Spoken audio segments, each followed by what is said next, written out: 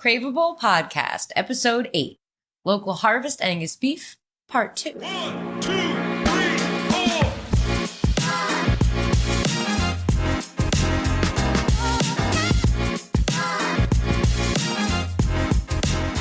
Welcome to the Craveable Podcast, where real matters. We are your hosts, Ben and Katie, and the show is brought to you by Fossil Farms. This is Episode 8, Ocho, and we will be continuing our discussion on Local Harvest Angus Beef. Yep, that's why we're wearing the same clothes. Oh my God. Yeah. Where do we begin on our journey through Pennsylvania and leaving these pristine farms? That's where we begin. Well, I lay my little head to rest in the hotel room that we stayed at, and we had a pretty decent dinner and 2 or 3 pretty good cocktails. And we thought we were going to have to get to the plant at 8 a.m. Oh, this is And this is great. where the adventure begins. Because we find out we have to be at the plant at 6 a.m. So I immediately changed my alarm and my plans and check my anxiety. And we wake up at the crack of dawn to go to a Cargill processing plant. Cargill's a really big meat processor in the United States. They probably have processing plants across the globe. And this is, despite the size of it and the scope that we ended up seeing, is actually like a small to mid-size processing plant. Mm-hmm. And I'd been here before. And after this visit, I'd had some conversation with friends who are vegans. Let's not talk about it. And then kind of go from there into like my opinions on beef, but whatever. What are your first takes on being in this processing plant? Because it's a megalith. Yeah. So I had a lot of feelings before coming on this tour because many moons ago, and we must have touched on it on this podcast as of yet, but if not, Katie Flaxenhart, used to be a vegetarian. Boo. Yes. Everyone in the room. Boo. No. Everyone's allowed to have their own diets and beliefs. And I was a pescatarian, but when it started, it was like late middle school, I think. And it was for pretty much animal welfare reasons. So, I've been to our duck farms and our chicken farms, and I've seen everything from A to Z. And I've been A to D, really. I mean, okay. For ducks, D for ducks. That's funny.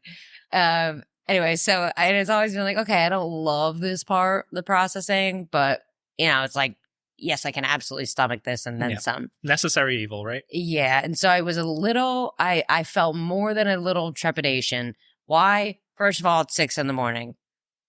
It's very early to be in a beef processing facility. Not really. It's the normal time for them. But also I knew I was going to see the whole process, and hate to use this term, but I think we should try to keep this less Let's just be gruesome, honest. but- Let's be honest about what it really is. Yeah. So we didn't have to see the kill floor if we didn't want to. And my knee-jerk reaction was, no, I don't want to. But I also told myself that no matter how I felt, I was going to. And I shared this with a couple friends and family who I mentioned the tour to before it happened. I said, listen, as a meat eater, I do not deserve to adopt the all too common American mentality of I'm completely separating this meat on my plate from the fact that it was once a living, breathing animal. And I find that people all around the country, probably around the globe, but definitely more so in this country, love to pull that separation trick. And I think that if you deserve to eat the meat on your plate, if you're going to do that, you need to acknowledge where it came from and what happened to put it there. 1,000,000,000% agree. So I was going to force I literally thought, even if I have like a visceral reaction to this, like I can't sit here and promote, these awesome farms who produce these great animals, who give us this amazing product in the best way possible. I don't deserve to do that, let alone eat that product, if I can't stomach to see the fact that this was once an animal and you're going to literally see it through the whole process. Exactly. And I think we'll work our way, we worked our way backwards through the plant from the finished product all the way back to the kill box. And I forget the exact name of the way that they do the shoots to get up into the kill box. Oh, we're going to start there? Start at the end? Exactly. We'll start at for them, what's the beginning, right? Yeah. And so Local Harvest, the way that they separate the cattle is they actually take all those cattle in the morning and they process everything from that specific program so they know it's separate from it. Well, and to just quickly touch on the quality of the program itself, a lot of the farms actually, and if you understand the difference between like choice, prime, select beef and things like that, the program, a lot of these farmers actually end up having their carcasses grade upwards of like 30% of the carcasses are graded prime, which is crazy because I think it's less than 4% of all the beef produced in the entirety of the United States grades out at prime. I just want to clarify something. When Ben says the program in this program, he's talking about the Local Harvest program that we work with, which is not all the cattle that this plant produces. Yes. So as Ben just put it, they produce these cattle, the Local Harvest, all natural, hormone, antibiotic free. They produce them first thing in the morning. Yeah. So they are going into a completely clean plant with no other types of cattle that have been processed. Exactly. No mixing and matching, anything like that. So when the cattle arrive at the processing plant, they are basically kept in a nice housing unit with plenty of fresh water available to them to kind of just make sure they chill out. Again, I don't know how much detail we should go into with this. I'm going to go into a lot of detail. Really? Okay. I think it needs to be said. Okay. I'm fine with it, but yeah. So then I'm just taking this. So then they're basically in a corral and, they look totally fine. They're totally chill. And then they have pretty much a walkway, which is it's not crazy, but it like kind of winds so that each animal doesn't see what's going on in the animal in front of them. Right. And then it's just a very, very quick stun process involving a bolt that, it ends their lives instantly and painlessly. And I think that's pretty much the most humane way that you can do that for a beef cow. Yeah. They walk up a ramp and then there's a slight turn in it to go down. So as Katie pointed out that they can't see, and then it goes into what they call the kill box. And it's essentially, and because I think it's really I have a morbid fascination with it. And I think it's important to know because you want to see that the animal is dead instantaneously. So they have these like little rubber sidings that holds them in place. And there's a big, not like a wire, but a cord essentially attached to this bolt gun, really big bolt gun, air pressurized, and they hold it over the head right between the temple, and it just goes poosh, and then the cow falls over and is dead, and then the next one rolls in, and they go through, they do several hundred head of cattle a day, several thousand per week. It's its own mini genocide, if you want to call it that. That's fine. My words, not yours. And then they go from there, and they're dragged out, and then they're hung up and bled. And they're bled over these grates, and then they get stripped of their skin, which is fascinating because they actually have a machine, these clamps that hold on. They cut down an incision, grab the skin, and then a machine like yanks the hide back off of them. I really don't think we need to go into this much detail. No, because it's all part of the same thing. I think it's important for people to understand where they're getting their meat from, that this is a large animal, and it takes a lot of machinery to make it happen. Can we insert a disclaimer at the beginning of this episode, Yeah, please? Trigger warning. And then they get eviscerated. The head gets cut off. They take that into processing. And this room is really warm. That's the thing that's really fascinating because it wasn't that warm that day, but I ended up having to take my coat off. I was sweating in there. And it's just that humidity from all the human beings in there and all the animals being slaughtered. The organs get separated on conveyor belts. The blood is saved sometimes for them to use for processing. Then the then the carcasses are hung. I don't know if they mentioned how many days they're hung. Part of me thinks it's like 3 to 10, something like that. Oh, no, I think it's like 2. Yeah. And then they break those down on conveyor belts. And the whole thing is super efficient and fascinating.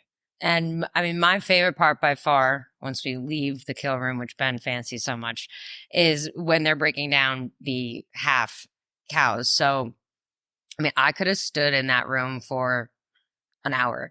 So the half cow comes in, and then so every single employee in this entire room. I don't want to watch them die. I just want to see them get cut up.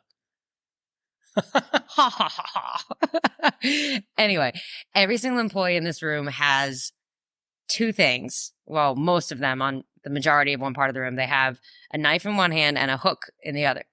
And basically, every single person has a different job. They use the hook to grab whatever they need to work with, and then the knife to obviously do that work. So the first couple portions are splitting that half cow down into about like 4 primal sections. And then there is a giant portion of the room that has 4 double-sided conveyor belts. So there's employees stacked on either side of each of the 4 conveyor belts.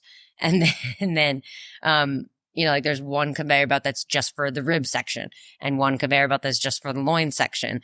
And so like I was looking at the loin section and it was so freaking cool. Like there is someone whose job is just teres majors, and their job. So there's 2 conveyor belts. There's like one on their level, like let's say counter level. And then there's one like maybe 2-3 feet above that. So this person's job is just teres majors. So they have to be just constantly looking while they're working to see which comes if out of there's the chuck also. The shoulder, essentially. Yeah. So they're looking for that piece to be coming down the line. And every time they see one, they hook it and then they like put it next to them in the pile. And then their job is that they take it, they trim it. They do like obviously some pieces just in general come more trimmed than others, but they do whatever that, high level trimming is that's needed of them. And when they're done, they throw it up on the top conveyor belt and then it goes down to be packaged. And there's somebody else who's just looking for tenderloins and they just hook it, and they hook all the tenderloins, and they trim it, and then they throw it up on the conveyor. And there's sharpeners at every single station, so you'll see them just sharpen the knife. If you're righty, I guess, yeah. And then it was just fascinating to me, like the speed and accuracy and everything that they needed to employ. It's that all day. Mm-hmm. These people really work super hard. This is true red-blooded American blue-collar work. Yeah. And I took a lot of solace in knowing that virtually every part of the animal is used. So, before you get to that room, of course, you've got like the organs and the head and the hide and all that, and it's all used. They even have, I'm pretty sure they said their own tanning facility for the hides, which was down on a level that we didn't see. Yeah. But so they tan them right there. The blood is used when it's edible. I forget. I'm sure that all the blood from the local Angus cattle is I'm sure edible, that's totally different because they process all types of cattle. Like there's tons, especially in the middle of Pennsylvania, lots of dairy cows, older dairy cows get pushed into these programs, and that actually ends up just mostly getting ground into burger meat, literally. For a red-headed lady, you might know her. Goodness. Think about it. Don't read into that. Just said the opposite thing.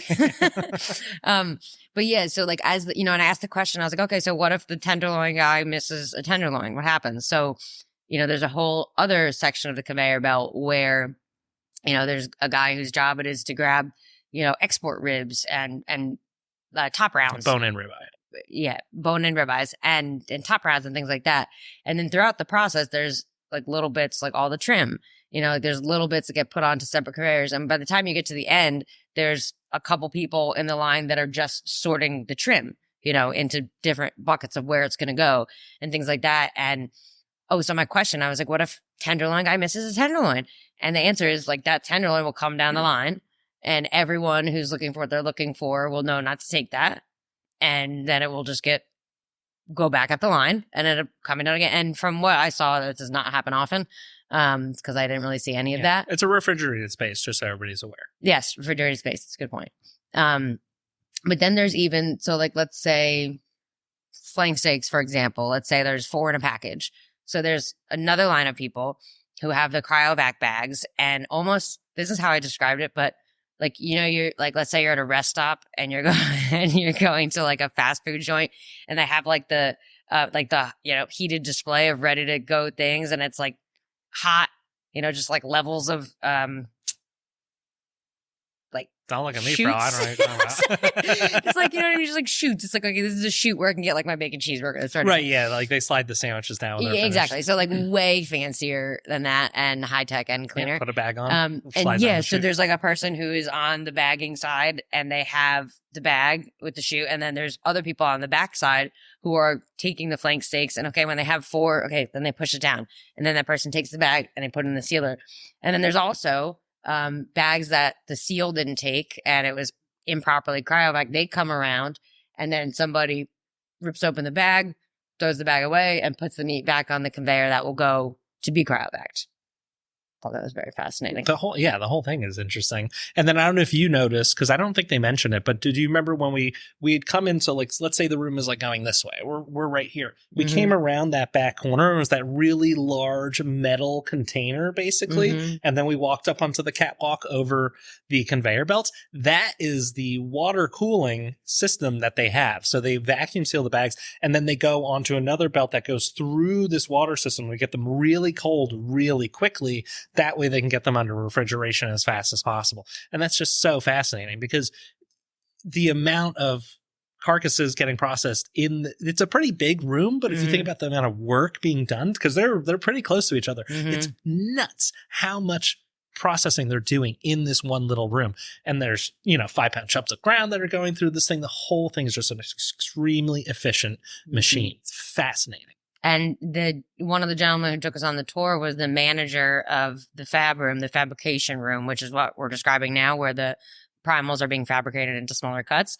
And he said, and correct me if I'm wrong, but I think he said he's like 20 to 40 people short every day. Every single day. On a daily basis. And I was like, what do you... Yeah, since COVID. Super hard to find work. Yeah, like how... Or workers. And it's just like regularly scheduled time off, or people calling out, or just being short, but it's supposed to be a 200-man operation in that room. And he was like, yeah, every day. No, every day without fail. Like 20 to 40 people short every day. Yeah, they have hundreds of employees, but still percentage-wise, it's enormous how many people aren't working. People have moved on to other things. The plant had troubles during COVID, but they never truly shut down.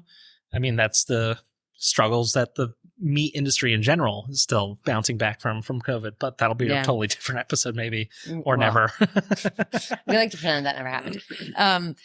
But so then, I don't want to say obviously, but as you might think, a ton of this product is ending up going into trim.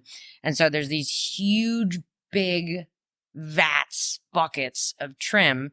And then they go through another process where this guy, and I know part of this was testing for metal, but there was something else. And he was like wiping the trim with like a special cloth to check for some type of contaminant. And then it goes into the whole big bucket goes into a machine that like double checks to make sure there's no foreign objects in there, contaminants, like definitely no metal.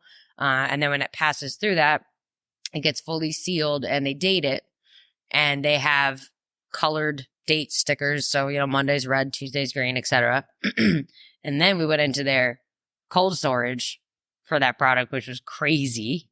Humongous. It was like half of a Costco with just, and I mean, it wasn't full, obviously, because they don't keep that much on hand. Literally like a Costco, like that height as well. Yeah. All refrigerated. And they told us that, their employees are instructed to, when they're going and grabbing buckets for grind, the first thing they look at is the date. Okay, what, is there anything in here that's, a day or two old that needs to be used now? And is it, and I think this is interesting too, because like we talk about, it's kind of a segue, but we often talk to both friends, customers, people talk to on a daily basis about the shelf life of things, right? And, it's just insane when you think about it from the start, because this meat, like it can be sitting in their facility for like probably up to 3 days before it even gets processed into trim.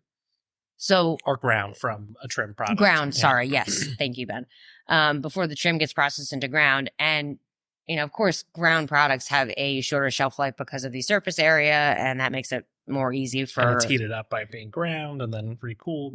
Exactly. But I just think that's very interesting, because obviously so much happens between, the farm and the grocery store and your plate.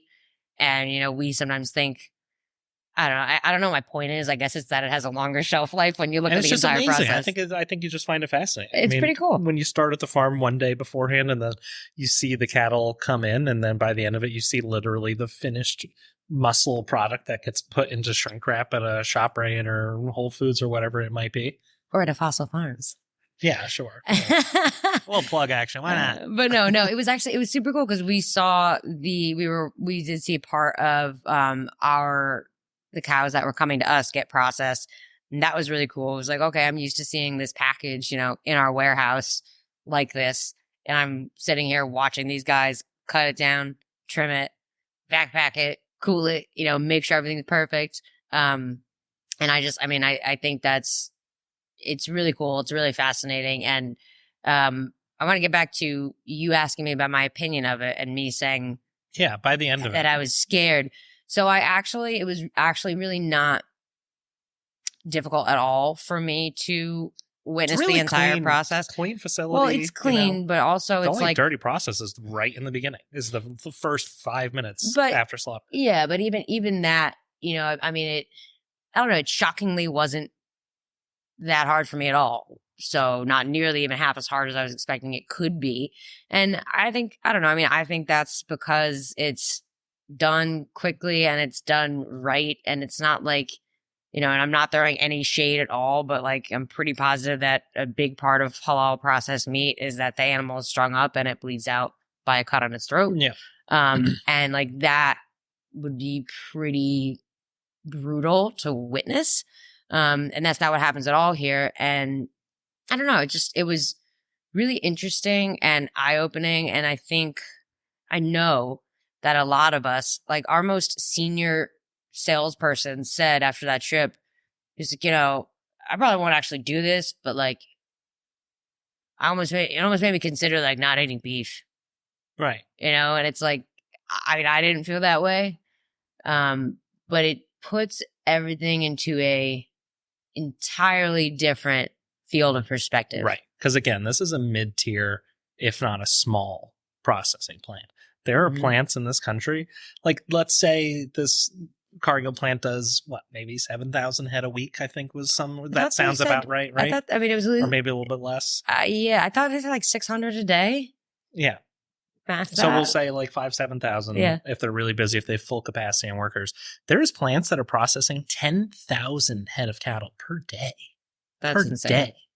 That's too many. So I think that segues into the philosophy of beef eating in the United States. I mean, a big reason that I eat so much game meat is one, I work for Fossil Farms, and it's a huge benefit being able to access a lot of the venison and elk and et cetera. And I don't know if I've touched on this in other podcast episodes, but I really don't eat beef anymore. I don't want to eat beef. I don't want to be part of a larger commercial problem that exists with commodity beef, which is what most things are, and there's programs that work. Local Harvest is unbelievable. At the end of the day, for me, it ends up touching the commodity supply chain by going through a cargo plant. We also carry Piedmontese beef, which doesn't do the same thing. And we also carry a great grass-fed Wagyu program from our partners in New Zealand at First Light. So there's lots of access to good beef. And I think Local Harvest checks every single box that you could be looking for as a consumer or as a chef or anything that you want to be like, I need this to be raised properly so I can put it on my plate. But I totally get where Ken was coming from when he said that, because you realize the scope of things when you move out of this small plant. This is happening at larger plants across the country to tens of thousands of dairy cows or animals that are on feedlots under the baking sun, literally 100,000 head of cattle. Can you picture it? Can you picture the acreage of animals of this, versus going to a pristine farm, drinking sweet tea in this dude's backyard, and he has 60 to 80 head of cattle raised the right way. There's a massive delineation of scope of these two things and of access to well-raised beef products. Like the employees that are working there, they get a discount. They get a really great discount on beef. They can take home, prime tenderloins for $8-9 a pound. That's crazy. But where's the beef coming from? What's it fed? How's it raised? Does it have hormones? Is it pumped full of antibiotics? And those are the unknowns. And those people, probably at the amount of money that they're making, the Local Harvest program is for a specific type of consumer.